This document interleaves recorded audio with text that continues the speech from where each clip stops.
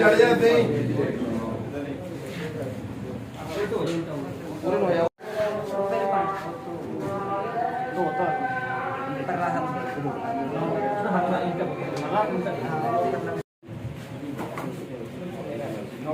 भाई इधर आइए लेट भाई बाहर हो जाओ तुसी यार ओथे लेट जाओ हिंदी में तो